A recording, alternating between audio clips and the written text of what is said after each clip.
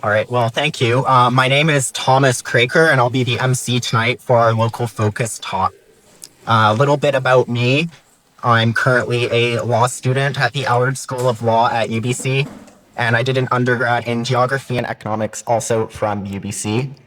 I previously worked under Patrick Condon at the UBC School of Architecture and Landscape Architecture, where I conducted critical quantitative analysis of North American urban development and its relationship to housing affordability. Beyond my own academic research, I've been active in Vancouver local planning discourse and have presented several times on urban development issues before Vancouver City Council. And I continue to be interested in community planning and affordability issues from a legal perspective as well. So about Local Focus. Local Focus is a non-profit, non-partisan organization, and our mission is to deliver a 12-week public speaker series on neighborhood-based community planning, enriching civic dialogue ahead of Vancouver's 2026 municipal election. Vancouver's legacy of neighborhood-led planning, emphasizing livability, social cohesion, and context-sensitive design, has been overshadowed by citywide growth strategies prioritizing scale and financial yield over local needs and character. This series will attempt to recenter public understanding of neighborhood planning's potentially crucial role in addressing key challenges such as supporting housing affordability without compromising livability, balancing growth with infrastructure services and social capacity, and enhancing local democratic participation. By sparking informed, inclusive conversations, we aim to empower residents to advocate for equitable, resilient neighborhoods that honor Vancouver's historic planning strengths and build a more equitable and democratic urban future. We welcome respectful participation, as urban planning is all about community dialogue. So after David's talk, we will have a Q&A session. And since we have limited time together here today, we ask that you please keep your questions streamlined and appropriate in length out of fairness for other participants wishing to speak. Each participant will be asked to keep the questions between 1 to 2 minutes long to allow for David to provide a complete answer. And when it becomes time for contributions to the conversation, please just give me a wave and then line up right here at the side and you'll have access to the microphone to ask your question. Please check out our donation function and share our future events with friends. This is a completely volunteer organized event and it would not be possible without you. I have the pleasure of introducing Dr. David Lay, whose talk is entitled Kerrisdale's Future, Does City Hall Know Best? Dr. David Lay is a professor emeritus and former head of the geography department at the University of British Columbia. As a leading scholar in his field, Dr. Lay was appointed to the Order of Canada in 2022 and is a fellow of both the Royal Society of Canada and the Academy of Social Sciences in the UK. For decades, Dr. Lay's work has been essential to understanding the evolution of cities. From his landmark study on wealthy migration and millionaire migrants to his most recent book, Housing Booms in Gateway Cities, he has provided a rigorous analysis of how global capital and migration flows drive the housing market bubbles we experience here in Vancouver and also in cities like Hong Kong, London, and Sydney. His research continues to tackle the most pressing issues of our time, including the gentrification of inner city neighborhoods and the growing income polarization within Canadian cities. We are pleased to have him here to share his perspective on neighborhood planning in his talk, Kerrisdale's Future, Does City Hall Know Best? Please join me in welcoming Dr. David Lay.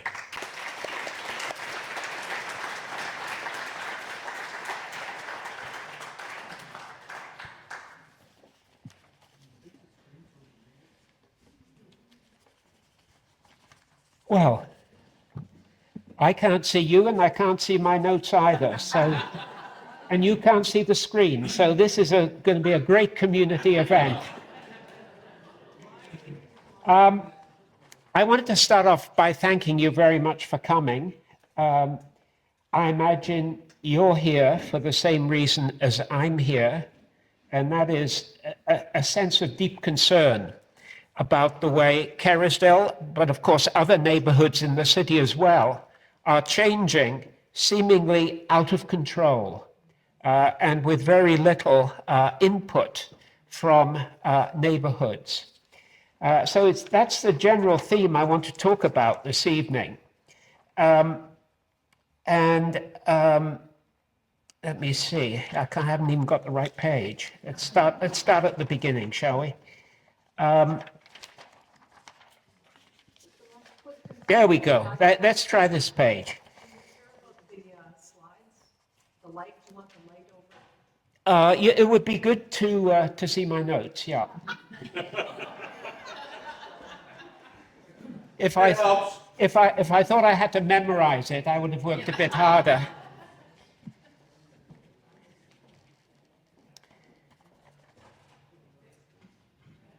So what I'm really concerned about this evening then is what we might call the massive overbuild that is occurring in the city. I want to talk a bit about that and why it is coming about. But now Thomas is out there somewhere. There you are. Let's have the next slide, please. I want to start at the beginning of my time in Vancouver, which in fact goes back now to the early 1970s. Unlike many young, yes, I was once, young men of that era, I moved into Kitsilano and very quickly got involved with a quite dramatic set of activities that were occurring across the lane from where I lived. And that was the demolition of a whole row, or virtually a whole block of quite affordable rental housing for a high-rise condominium. This was at 3rd and Balsam. These are some of the young, energetic folk who were involved in this particular action. Well, and the next one, please. Remarkably, their action was successful. Not because the high-rise they were protesting wasn't built, but because the city council of the day actually downzoned Kitsilano and some other neighborhoods so that no more high-rises would be built. And so it has been for 50 years. For 50 years.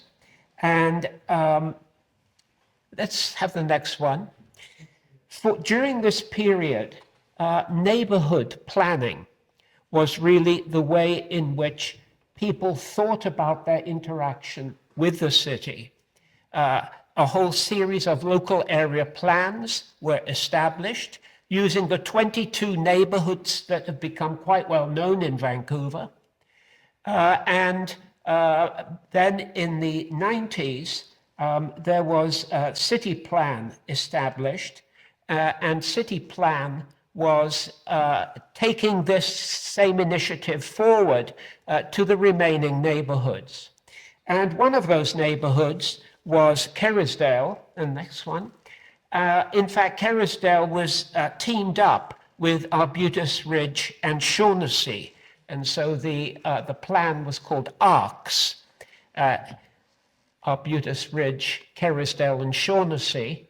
And a large number of meetings occurred. This was rather ad hoc with citizens, but also there was a quite rigorous sample of 2,600 households that was taken. And on the basis of this information, a plan for this area was established. Got me, I don't know. Yeah. Let's go back to where we were. Yeah. Yeah, that light is doing its job too efficiently.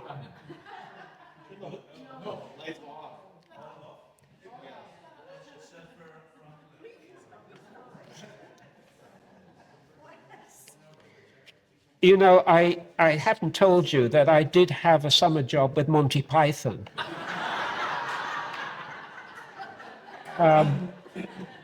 That's why they were filming here this evening. A lot of snow down here. Yeah, anyway, here we are, ARCS. Now,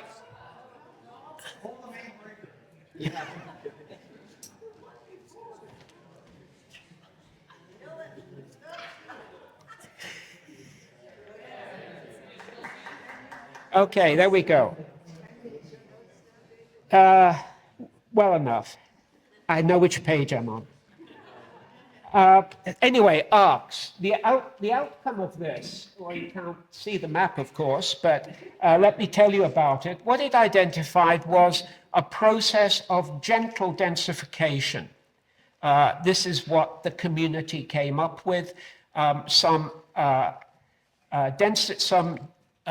conversion of large houses with some infill in their yards, and also some modest new construction. And this is a house, actually it's next door to my house, which I think would have satisfied quite well the ARC's planning, because what you can see is the new house here really lines up, fits in quite well with the older houses on each side.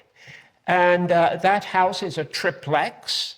There are 3 rental units in it. There could be 4 because one of the rental units is 2 floors. It's a very large unit. So that could be a 4-plex. And with those 3 units, 3 flats in the British sense, and a laneway house, you've got 4 units on a 33-foot lot. And I think it fits in pretty well, unlike what we're going to be seeing in the future.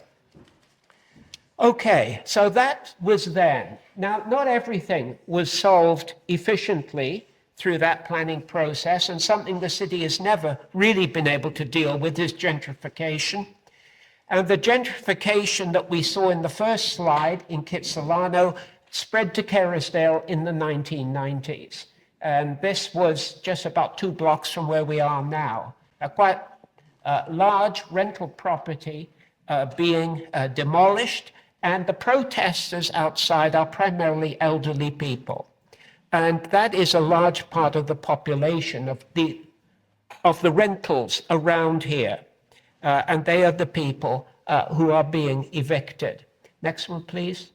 That has continued up to the present. This is a building that any of you, and I'm sure many of you are Kerrisdale residents, will recognize, beside the Greenway, 47th, 48th Avenue East Boulevard, where a whole line, 4 separate apartment units were demolished. About 100 tenants were displaced. Next one. And what took its place is the ill-fated development known as Chloe, which was completed over a year ago and remains empty because the owner went bankrupt and could not pay the bills. What happened on that site, on those 4 sites, was there was a lot of flipping of properties, and it just got too expensive in the end for the poor guy who was the last one to buy to be able to pay his bills. So it's finished, but empty. All right, let's see where we'll go next. Oh, yes. So we now move to the new planning reality. And community plans were ditched by council in December 2023. And you can see there the cartoon with all of the plans being put into the garbage in the mayor's office. And in the new planning, there is no reference whatsoever to the 22 neighborhoods. It's as if they didn't exist. In fact, Brian Palmquist, who I think is here, hello Brian, Brian has taken on the arduous task of going through the new development plan, the official development plan, and noted how often particular neighborhoods are mentioned. And he noted that Dunbar doesn't feature at all. It's not mentioned once in the whole plan. Nor is West Point Grey. But Kitsilano gets in twice. This is in a large document. So neighborhoods have been cancelled.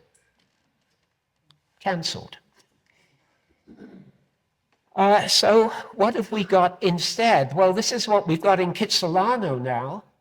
The high rises, the towers have returned after 50 years. They're just waiting to break back in. And here is, this was, I think, from a Doug Todd story in The Sun. At this point, or when he did the story, the location of proposed residential towers in East Kitsilano. Next one, please. And of course, behind each of these planning images, there are a lot of personal stories of people who are going to be evicted. So here's a couple in their apartment or outside their apartment with the development permit sign saying that a tower is going up on that site. And this is played over and over again. Next one.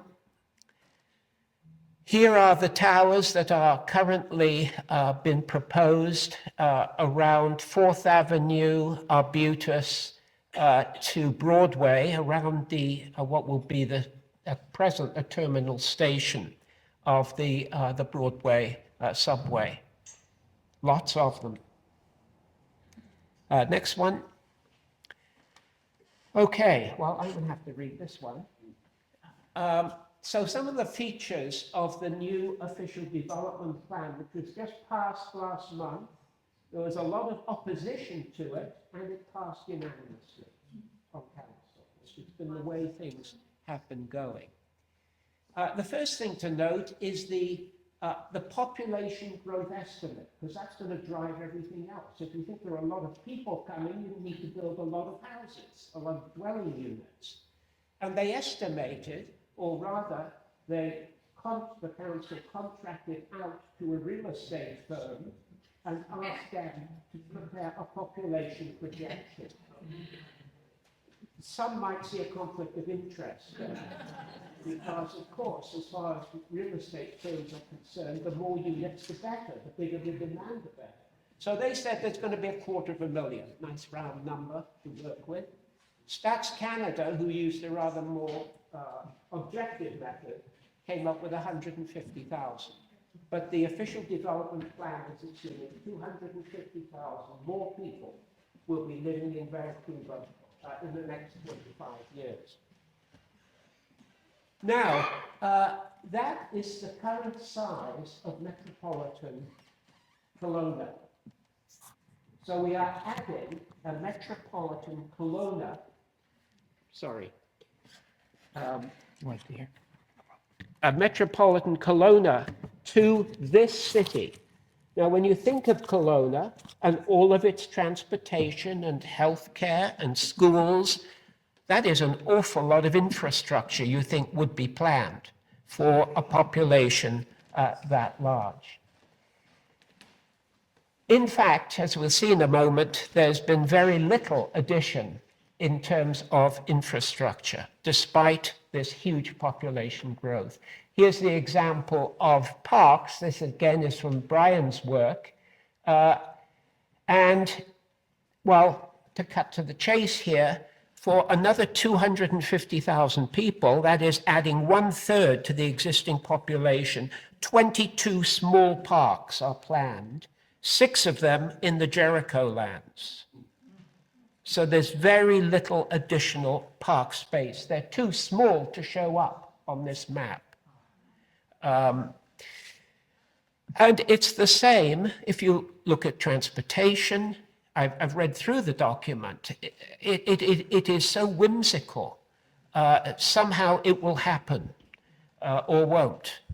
But there is not adequate planning for new infrastructure. Next one. Okay.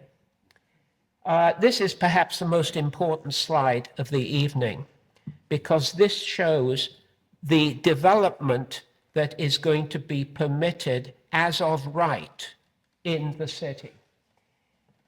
Here is a band of a plummy sort of color. This is 41st Avenue, Arbutus. And this band goes from 33rd to 49th Avenue. And look and see what is allowed, what is going to be permitted in that area. Next one. This is going to be permitted everywhere. There is no block in the city where multiplexes cannot be built. Next one. Next one again. Look at this juxtaposition. A new, you know this, I'm sure many of you have seen this on 49th Avenue, right next to a single-family dwelling, which has recently, before they knew about what was happening here, been renovated. Now that sort of juxtaposition is going to happen over and over again. And so, with the official development plan, uncertainty has replaced neighborliness. Neighborliness was the paradigm for 50 years. Now, every homeowner has uncertainty about what can be built or will be built next door. Next one. Okay, again. This is what can be built in that band between 33rd and 49th, right across Kerrisdale. High rises, 13 to 26 stories, mid-rise, 7 to 12, low-rise, 3 to 6, and multiplexes. That's what the current zoning permits. Okay, let's go on. Now, the neighborhood center, that's lower than the so-called rapid transit area, which was the last set we saw. Incidentally, the rapid transit area, if you read the report, is associated with transit stations, rapid transit stations. So maybe there's a transit station under Kerrisdale that none of us ever knew about. Because how Kerrisdale fits in there is very hard to imagine. Anyway, a few blocks on each side of Dunbar and Arbutus, 2 or 3 blocks, you can get everything except for the high rises. You can have mid-rise, low-rise, and multiplexes. So a few blocks each side of those north-south streets. Next one. Now, who approved this? Who approved this? Well, here is the official voting tally for the official development plan. Everybody did. It's not just ABC. Of course, ABC are driving the car, but at the back of the car, we've also got, and this is really quite surprising, the Green Party. We've got One City, and we've got even COPE, even more amazing. So right from the spectrum from right to left, they have all voted in favor of the Broadway plan, the Vancouver plan, and here, the official development plan. Next one, please. Why have they done this? Well, they've done it because they believe in a particular, this is the most generous assessment. They believe in a particular model of creating affordability. And that is, the more you build, the lower the costs will become. Now, this is a widely held belief. It's held in many cities. It's held by academics of a certain stripe. Let's see what the evidence shows, because what is interesting is how rarely we ever see any evidence for this belief. Here are the prices of housing in Vancouver, CMA, the Metro Vancouver. These are real prices against You can see the price line that shoots up after 2000. This is real income, this line. So allowing for inflation, income has hardly changed. But look at that immense gap that has appeared. So what do we do to create, oh yes, I want you to notice very rapid price growth after 2000. The next one, please. All right, this is the most complicated. I've nearly finished now too. What I want to show here is how the housing types have changed since around 2000. The yellow bars represent single-family dwellings. Here we've got 1991, 96, 2001, 2006, 11, 16. These are from the Canadian census.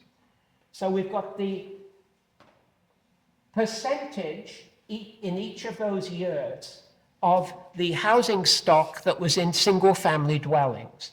And notice how the yellow bars steadily decline. The red bars steadily increase.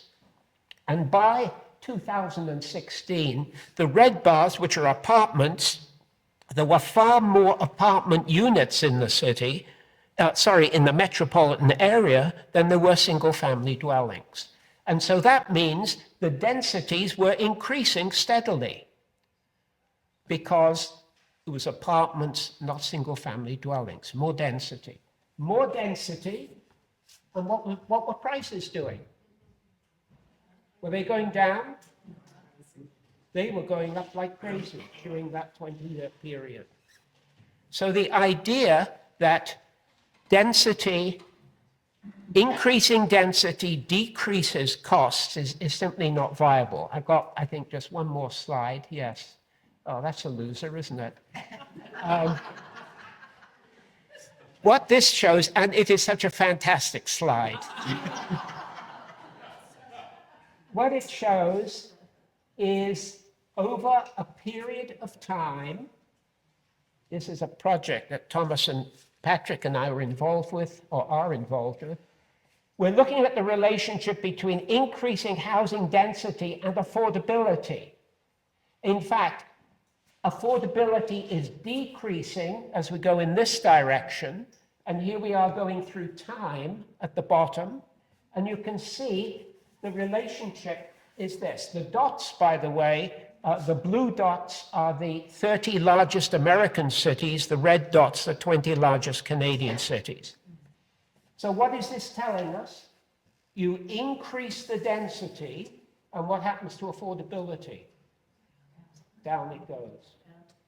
So here's just two pieces of evidence, I think fairly compelling, both of a particular city and also of a whole bunch of cities, showing that the presupposition of the new paradigm, build, build, build, and affordability is enhanced, simply doesn't stand up to evidence. Okay, let's move on. Last slide, because I don't want you to go home feeling miserable, because then you won't make any donations. What can we do about this? What can we do about this state of play? Familiarize ourselves with the issues, and that is really what this series of lectures is supposed to do. But go beyond that. Look at, Brian has a blog called City Conversations. There's another blog, City Hall Watch. Check them out on the internet and see what you can learn about what's going on in the city from them. Be aware of the voting records and the development policies of existing parties. And vote. Now that you are enlightened, please vote on October 17th and be informed about how you might vote. Well, I think my time is at least up, and so I'll stop there, Thomas, and look forward to some questions.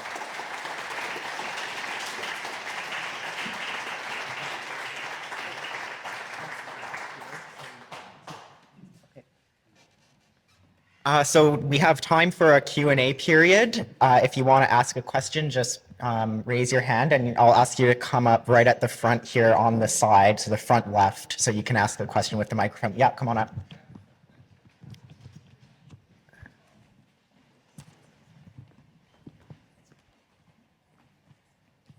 Thanks so much for providing us this snapshot of this crazy situation here. I was wondering whether council was presented exactly the information that you've given us here before they voted, and what the arguments were, if there were any, to respond to this information.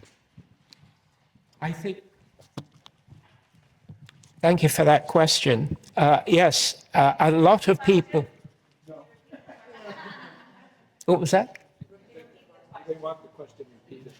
Maybe you could. Oh, okay. The question basically was, did council have information like this when they made their decisions, and how did they respond to any such information they did receive?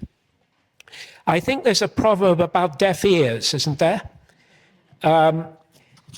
What was quite striking is how much at each of these major public hearings for the Broadway plan, the Vancouver plan, the official development plan, a clear majority of people have been opposed to it and have presented some quite cogent arguments. But I think council's mind was made up ahead of time and they had to have a public hearing. In the future, by the way, they've made sure there'll be far fewer public hearings with the official development plan. So they won't have to put up with people telling them what they don't want to hear. You know, there's a fixity, there's a certainty in, and again, this is the most diplomatic explanation of their behavior. But I do believe there is a fixity in their worldview which does not allow other alternatives to enter. And so you ask, what is the evidence for the position you're holding? Well, everybody knows. This is what they're doing in other places, so we're doing it here too. And this sort of information, that first slide I showed you of the increase in apartment units, decrease in single-family dwellings. In fact, from 2016 to 2021, only 8% of new units in Metro Vancouver were single-family dwellings.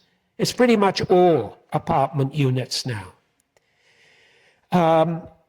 That first study was presented to council in 2018 and it didn't have any effect. That's why really the ballot box is the place where changes can occur.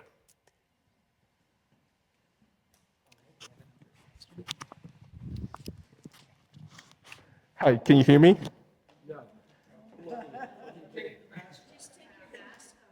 No, I'm not. Do the best you can. Yeah, okay.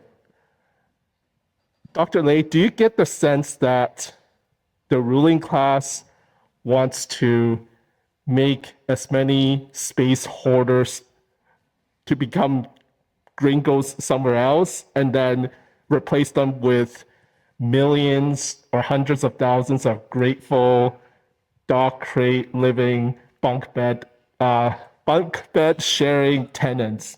Thank you.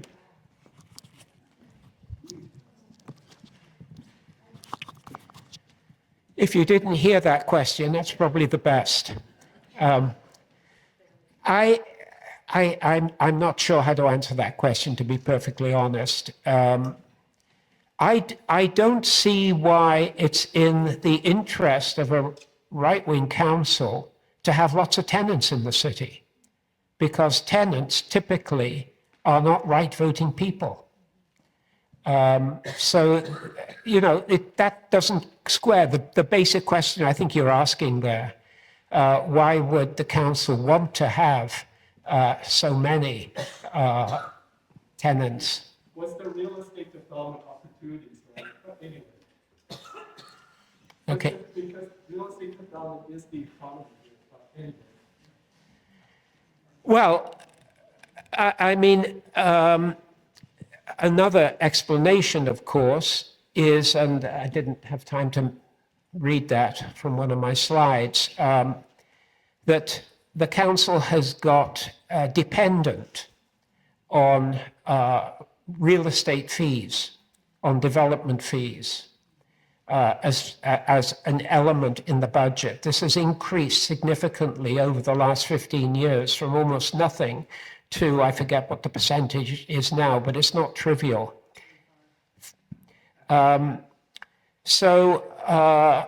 This is always an incentive for building, because then you will get development fees.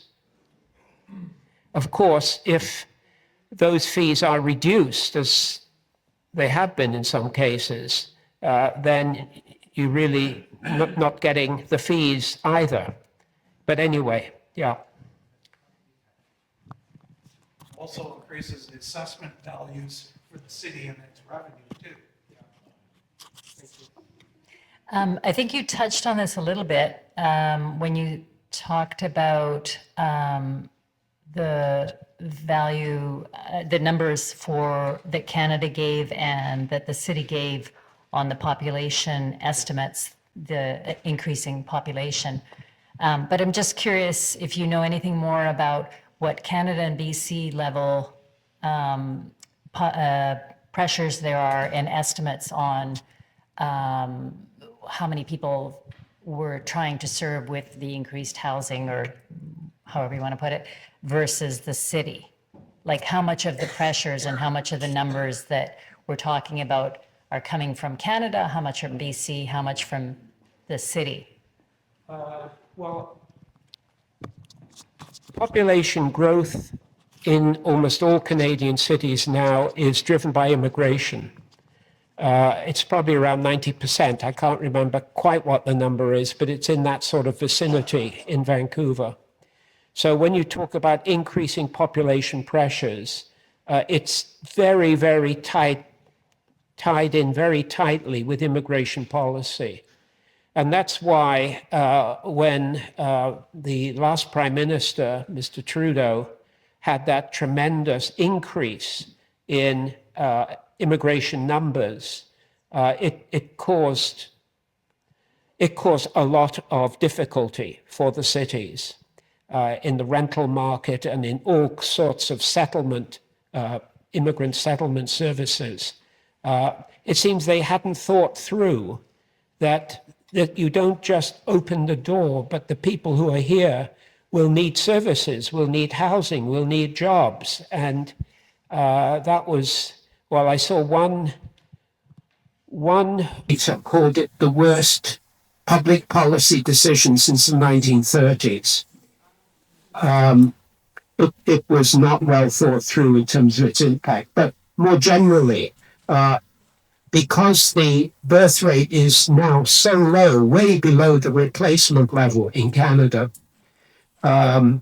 immigration is what's driving population growth in the cities. I just have a two-part question for you, if I may. I maybe should identify myself by way of introduction. My name is Aaron Chapman. I'm born and raised in Kerrisdale. I'm an author of a number of books about the history of the city, and I am going to be a candidate for one city. So I had two questions for you. First of all, it always struck me that Kerrisdale was sort of a perfect neighborhood because you had a combination of single-family homes and you had some low-rise apartment buildings and some taller ones too. So is it a problem that we're not? Is there something disingenuous to say that the rest of the city shouldn't be can't be a little bit more like Kerrisdale as a perfect neighborhood? And secondly, you talked about the affordability question. Was that more because we simply left all development left over to the condo market when we stopped building a lot of co-ops and rental apartment buildings that we sort of needed more of, and simply monetize the condo market in the same place? Those are my two questions, if I may. Okay, could you repeat the second one? The second question was in regards to affordability. Your contention was that any more building is not necessary or shouldn't be done. Was the feeling? Okay, well, that was a bit of the feeling I was left with. That was a bit of the, and forgive me, I'll allow you to explain if that was just the impression I got. And was that affordability question, the cost that went up simply because we left the condo market to basically monetize itself because we stopped building co-ops and smaller rental apartment buildings that could handle and that more sort of gentle density and whatnot. So there we go. Thank you. Well, thank you very much. The model, as you well know as a Kerrisdale resident, the model of the ARCs, really the local area planning, was gentle densification. And I used that one slide to illustrate that, in fact, with gentle densification, you can triple the population.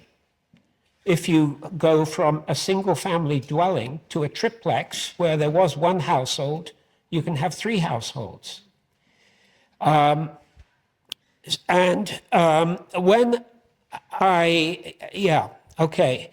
you're quite right to call me because I did not introduce a critical nuance. And the critical nuance is it's not all housing that I would say policymakers should be concerned about. It is unaffordable housing. And the assumption has been that to build is itself enough. Whereas in fact, there's no point building if people can't afford to rent or to buy. And so it's affordable housing, and bring it on when it comes to affordable housing. Of course, the challenge here is how is that to be done on unaffordable land?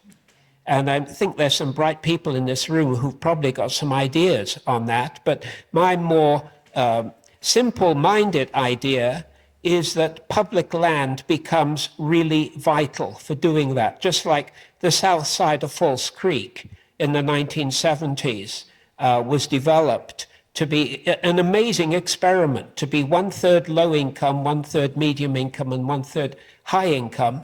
People said that doesn't work. It can't put people together like that, but it did work.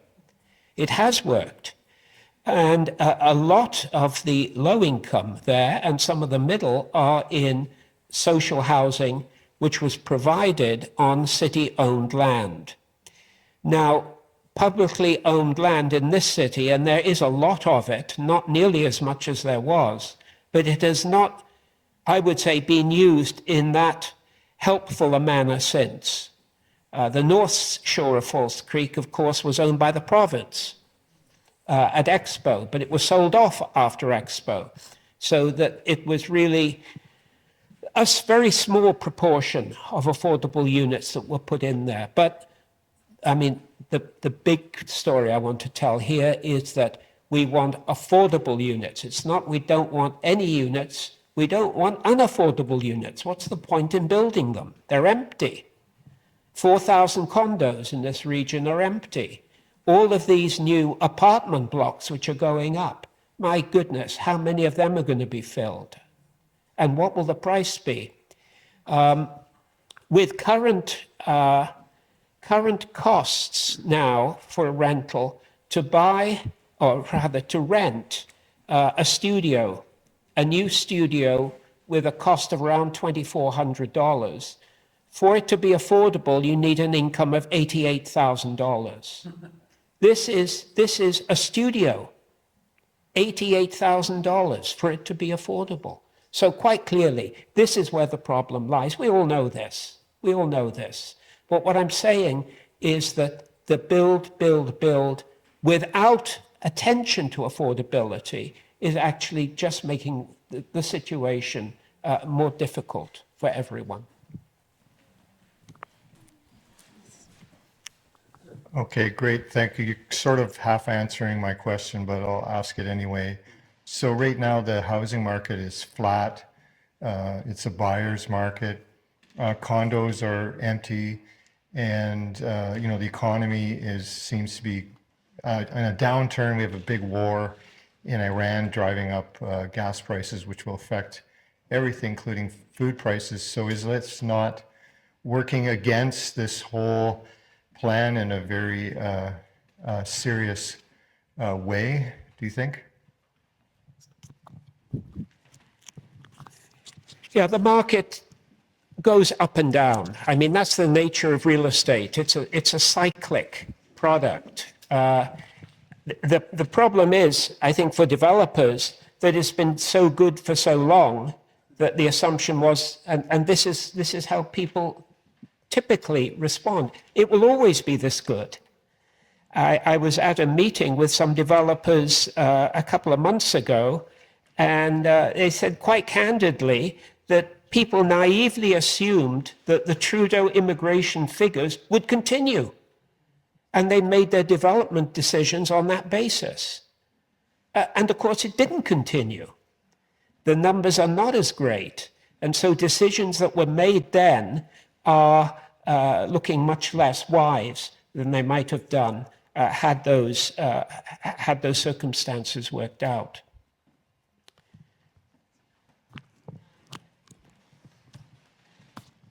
I'm going to ask a deliberately leading question here.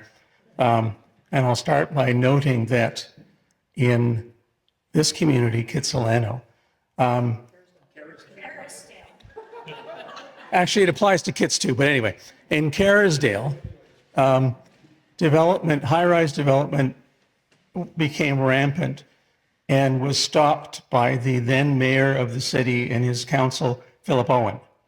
He brought in something called rate of change, and basically said the community cannot absorb more than, I don't know what the percentage was, but X% of new construction in any given year. That had the effect of halting a number of demolitions, halting a number of buildings that would otherwise have been replaced by high-rises. In Kitsilano, the same occurred. In this case, it was led by TEAM, the original TEAM, who downzoned part of Kitsilano in order to prevent a wholesale replacement. Now, the Vancouver Official Destruction Plan, as I like to call it, allows for none of that to be prevented. In other words, we can just go willy-nilly and do everything. So to the one city candidate, I would say that the reason that Kerrisdale is as livable as it is that municipal government has had the guts to say enough. And my question to you is there any reason why a municipal government, not the current one, couldn't do the same thing, both here and in other parts of the city? No reason at all. In fact, the official development plan can be repealed. It is not set in stone.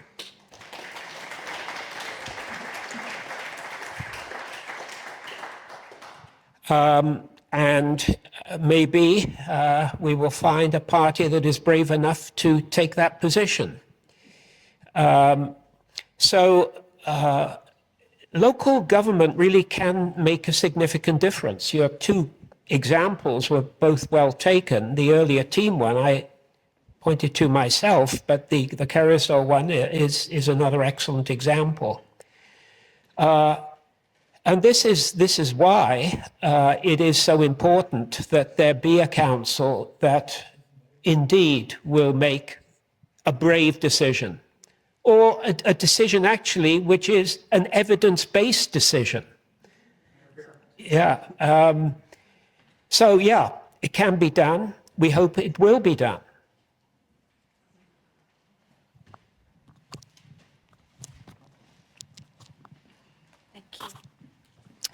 So I think it was March the 4th, BC government passed its budget. Was it around there? And they said they've got to balance it. So they had BC Housing notify all the nonprofits and affordable housing folks that wanted to build that their 2025 applications were not going forward, and neither for 2026. So the long and short of it is municipalities can create the tools to build housing, but it must come from higher levels, from the federal government and the provincial government. So are we heading for another lost decade of Greg Suter's research on housing? Well, that's a very good question. I thought to deal with one government would be enough in the time allotted to me. But of course, you're absolutely right that there are many contexts that impact housing in a local area, in a city. We're emphasizing municipal government here. That's really the local focus that this series has. But of course, the province sets parameters, the federal government sets parameters, and most important of all, those levels of government have got economic resources which municipalities do not have. And so when we're talking about social housing, we are almost always looking to other levels of government. It so happened that in the 1970s, all three levels of government were pointing in the same direction. But that's unusual. In fact, we do have a very strange New Democratic Party. Strange in the sense that it seems more like a right-wing party than a left-wing party. But it is aiding and abetting what I've spoken about tonight. It has not helped the process. So yeah, we've got to consider the other levels of government, and what their policies are equally important. So thank you for that question. Okay, we're almost out, so if we can keep them short. Just very quickly, thank you, David. You said something that I think should be alarming to everybody in this room, if they're not aware of it yet, that neighborhoods have been canceled. The thing that has been very alarming for me is that this didn't just happen. There's been a lot of orchestrated rhetoric that's demonized neighborhoods, the people that live in them as gatekeepers, etc. But neighborhoods are communities where people live, raise families, etc. I don't know if you can maybe just say a few more words about neighborhoods and the positioning of neighborhoods as actually mattering in the future of the city.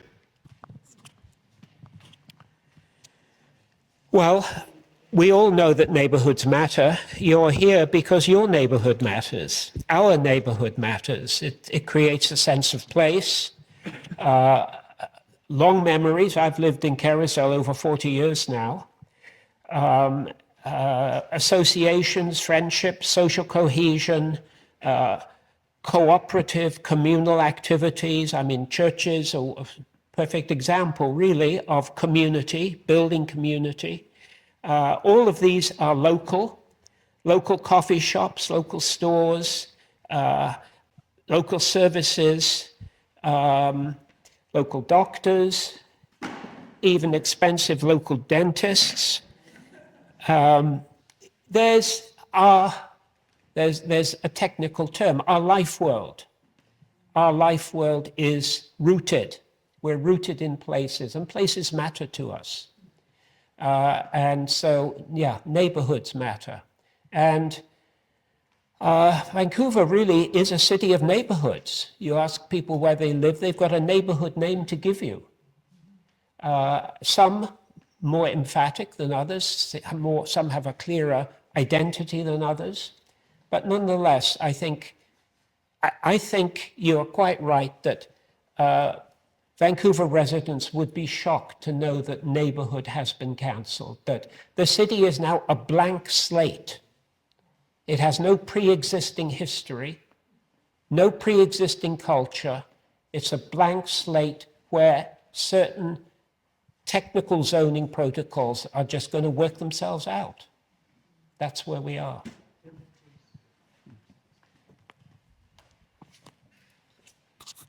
Thank you so much. So I've been attending a couple of condominium presentation lectures on, new developments. So one of the ones I attended was held by Concord Pacific. So they're building this massive thing around Brentwood area.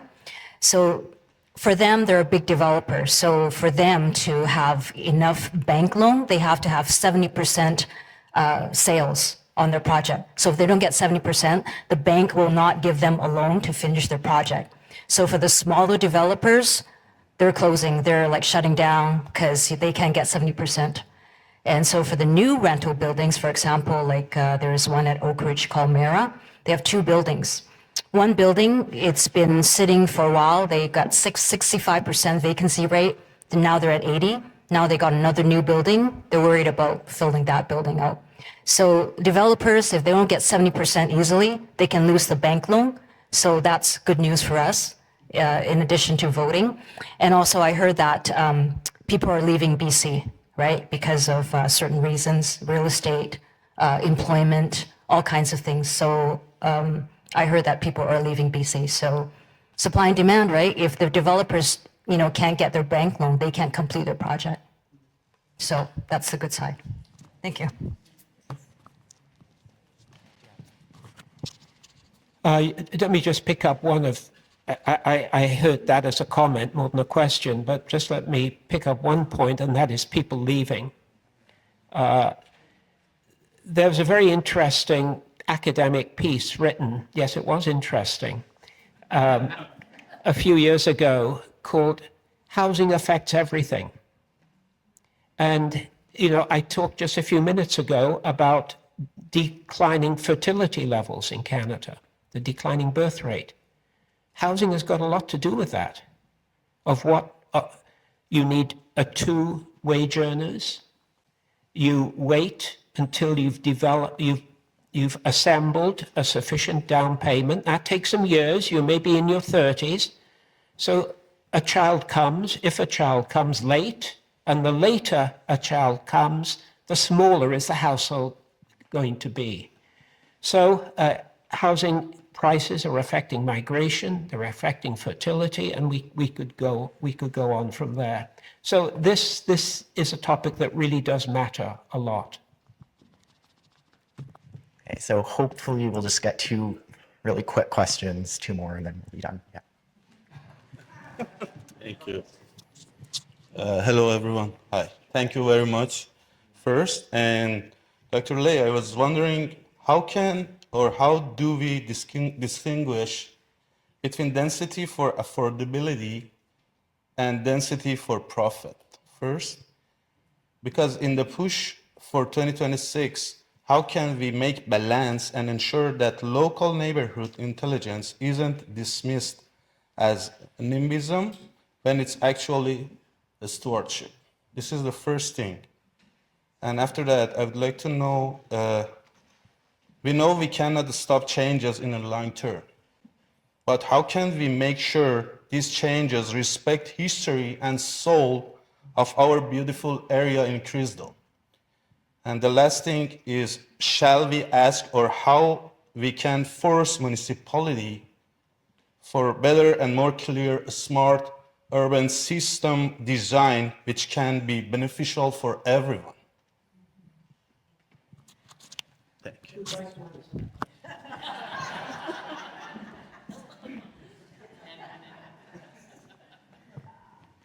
Well, sir, let me just pick up one of those, and that is the issue of affordability. Of course, you can make units affordable if you make them small enough, but that is not livable. I did some research in Hong Kong, and in Hong Kong, it appeared that a developer was proposing to build apartment units, which he said were affordable. And it was pointed out by the editor of the South China Morning Post that these units were actually smaller than prison cells. So possibly they were affordable. And of course, in Hong Kong too, there is a private sector equivalent of that, which are the very narrow homes where there are broken up apartments. Apartments are subdivided into 4 or 5 different units because that makes them affordable. But I think there's a clear line that has to be drawn between livability and affordability. And yeah.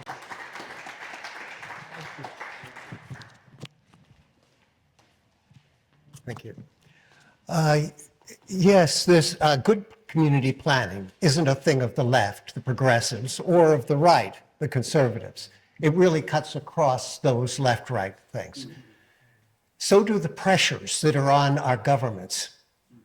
And I don't think people realize that. They know the developers provide a lot of money and pressure and so on the ABC Council, for instance, the right wing. What they don't realize, I think a lot of people, is the role that the unions have, the construction unions, the District Labor Council, and the pressure that they put on the left-wing parties to approve things like this ODP. And because I was a construction worker, a union construction worker, that's how I used to make my living. And and I looked into these things at the time, and they will support, the unions will support anything if it means union jobs. Expressways, sure, they were actually for the Crosstown Expressway. They were for the Spadina Expressway, the Lower Manhattan Expressway, which I had in New York. They were for all big union construction, and they will support it. And they put a lot of pressure, and votes too. Union workers, you see, they will rally them to vote for those parties. And so they're really in collusion, the developers and the unions. And that's why most of this favors big type construction. They will throw in the small stuff. Yeah, you can do that too. But really it's about towers. So I just thought I'd bring that up as a point. So, and some of them, like one city, which I would call Vision Light, is very much in the pocket of both. If you look at Christine Boyle, Minister of Housing, and the lines she's doing, what's come out about EB and his connections to it. And the biggest developer in Canada, Westbank, has long been allied with Vision and really moving to try and get that left-wing progressive force on the side. So it's a combination. Just so people understand that this didn't come out of the blue. They didn't understand, well, that's a good idea, and never think about it. The one last thing is the Peter Principle. We keep electing people for council who know nothing about the city, who know nothing about real estate economics, actually. And they come in like babes and they'll listen to whoever seems to be the experts in their party or whatever. And this is a problem, is we keep electing people who are ignorant about how to run a city. They have to take lessons and so forth once they're elected to even know how council works.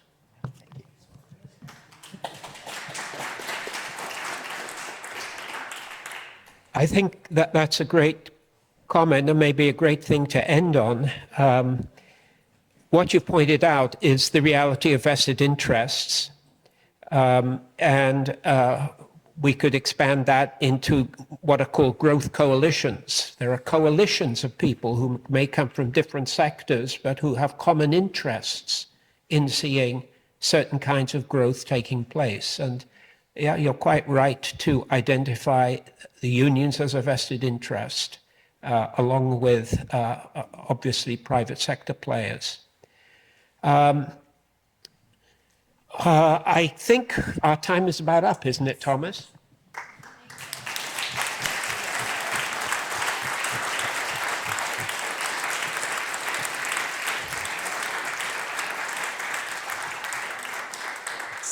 Well, thank you so much. Thank you to Dr. David Lay for his brilliant presentation. And yes, that concludes our evening. Again, please check out our website, localfocus.network. We have a 12-week speaker series, so we have more events like this coming up. And please donate if you can. Yeah, so we have Brian Palmquist in Dunbar next week at the community center. So please find the details for that.